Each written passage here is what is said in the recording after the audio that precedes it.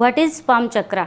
आज हम पाम चक्रा के बारे में जानेंगे कि पाम चक्रा को कैसे हम एक्टिवेट करें, चार्ज करें, जिससे कि हमारी हीलिंग पावर और भी ज़्यादा बढ़े और हमें अच्छा रिजल्ट आए। और उस रेकी एनर्जी की जो कॉस्मिक एनर्जी है जो हमारे हाथ के थ्रू, पाम चक्रा के थ्रू जाती है, या पिरामिड हो या डायरेक्ट हम किसी की हीलिंग करते हैं, किसी पर्सन को डायरेक्ट या इनडायरेक्ट, जैसे डिस्टेंस हीलिंग भी होती है, तो कैसे हम महसूस करें कि उसको हीलिंग उतनी जा रही है, वो कंटिन्यूटी बनी हुई है, वो फ्लो हो रहा है रेकी एनर्जी का।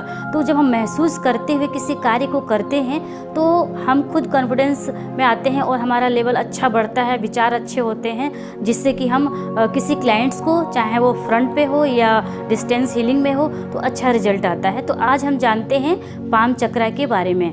तो सबसे पहले हम अपने हाथों को, बहुत लोग क्या करते हैं कि हाथ गीला है, काम करके फ्री हुए हैं तो तुरंत बैठ गए हीलिंग के लिए, और फिर बाद में पता चलता है कि हाथ से वो गर्माहट नहीं आ रही है, वो एनर्जी फ्लो नहीं हो रही है। तो उनके मन में डाउट आता है कि मैं हीलिंग कर रही हूँ लेकिन हाथों में गर्माहट नहीं हो रही है, ऐसा क्यों है। तो इसके पीछे बहुत सारे कारण हैं कि जैसे हम काम करके फ्री होते हैं, हाथ में गीलापन है और डायरेक्ट हीलिंग करना स्टार्ट कर दिए हैं। तो पहले हम अपने हथेलियों को ऐसे ऐसे मसाज करें और इस पर इस तरह प्रेस भी करना है, गर्माहट लाना है।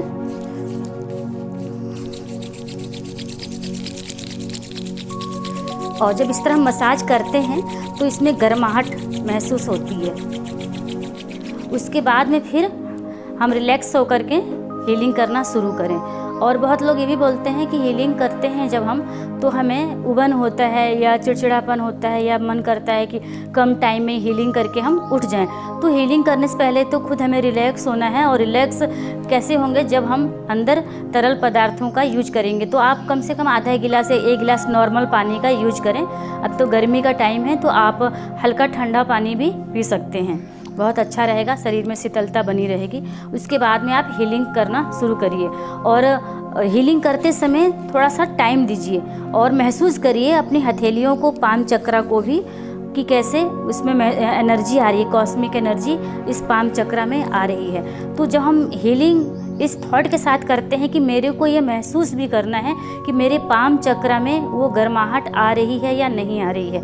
तो किसी भी चीज़ के लिए, जैसे मान लीजिए कि एक एक्सपीरियंस लेना है या हमें खुद जानना है कि किसी चीज़ की हीलिंग कर रही हूँ तो वो एनर्जी फ्लो हो रही है या नहीं हो रही है, तो हम किसी एक टॉपिक को लेते हैं। जैसे मान लीजिए कि घर में बच्चा है, उसका कोई सब्जेक्ट वीक चल रहा है, तो सिर्फ उस सब्जेक्ट को आप रखिए, बहुत सारी चीज़ों को कि इकट्ठा कर लें और हीलिंग करना शुरू कर दें। तो ये भी कभी कभी नहीं करना चाहिए। तो इस तरह करें, कोई सब्जेक्ट है तो उसको आप, उसकी बुक, ये तो डायरी है, उसका बुक उठाइए, जो भी सब्जेक्ट वीक चल रहा है, हमें पता होता है कि हमारा बच्चा किस सब्जेक्ट में वीक है, तो उस सब्जेक्ट को ऐसे रखना है, उस सब्जेक्ट की बुक को, और रेकी एनर्जी को कॉल करना है, हाथों को रखना है इस तरह, और महसूस करना है कि वो हमारे दोनों पाम चक्रा से वो एनर्जी फ्लो हो रही है।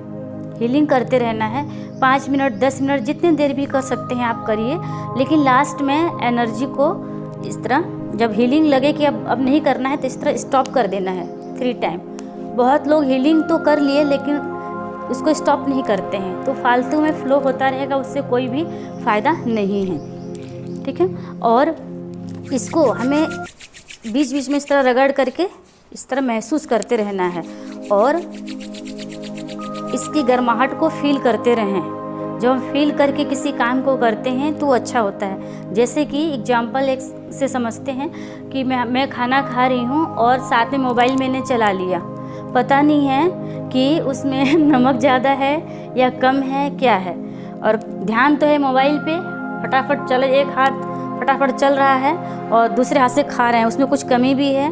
तो घर के मेंबर ने भी सोचा कि ठीक है, बढ़िया ही है, खा रहे हैं तो कोई बात नहीं, थोड़ा हमारा भी काम हो जा रहा है, उसमें कुछ गलतियां भी हैं तो भी पता नहीं चलेगा। तो इस तरह भी नहीं करना है, ठीक है। तो हम हीलिंग कर रहे हैं तो हीलिंग पे ध्यान लगाएं, ना कि अरे जल्दी से जल्दी कर लूँ फिर दूसरे काम को करना है, समेटना है। तो ये सब थॉट ला करके नहीं करना है। जितना ध्यान हम अपने हाथों पे लगाएंगे, उतना ही अच्छे से एनर्जी फ्लो होते हुए महसूस होगी।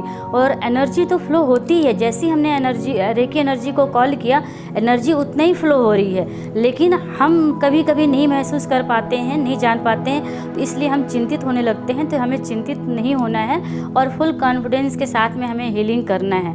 कितना टाइम है उस टाइम के हिसाब से अपने माइंड में सेट कर लें और हीलिंग करते रहें। Thank you.